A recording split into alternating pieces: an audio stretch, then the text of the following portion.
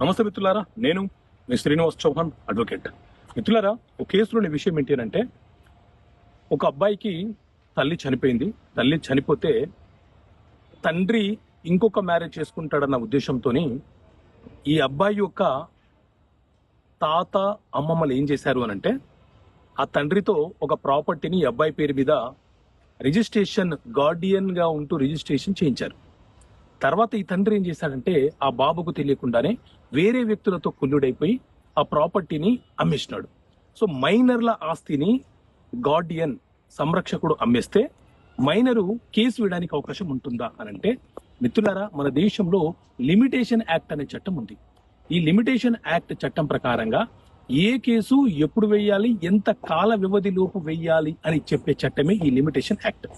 ఎప్పుడైనా సరే మైనర్ యొక్క ఆస్తులను సహజ సంరక్షకుడు అమ్మివేస్తే ఈ మైనర్ అబ్బాయి మైనారిటీ తీరిన మరుక్షణం నుంచి 3 సంవత్సరాల లోపు ఎప్పుడైనా సరే ఆ సేల్ డీడ్ ని క్యాన్సలేషన్ చేయమని చెప్పి న్యాయస్థానంలో కేసు వేసే హక్కును అతను కలిగి ఉంటాడు.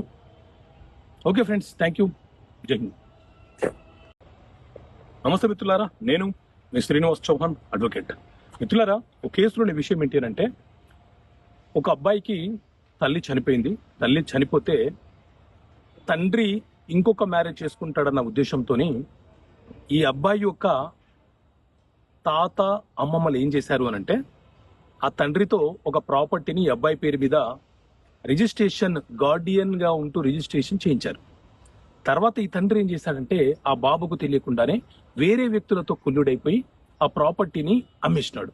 సో మైనర్ల ఆస్తిని గార్డియన్ సంరక్షకుడు అమ్మేస్తే మైనరు కేసు వేయడానికి అవకాశం ఉంటుందా అని అంటే, మిత్రులారా, మన దేశంలో లిమిటేషన్ యాక్ట్ అనే చట్టం ఉంది. ఈ లిమిటేషన్ యాక్ట్ చట్టం ప్రకారంగా ఏ కేసు ఎప్పుడు వేయాలి, ఎంత కాల వ్యవధి లోపు వేయాలి అని చెప్పే చట్టమే ఈ లిమిటేషన్ యాక్ట్.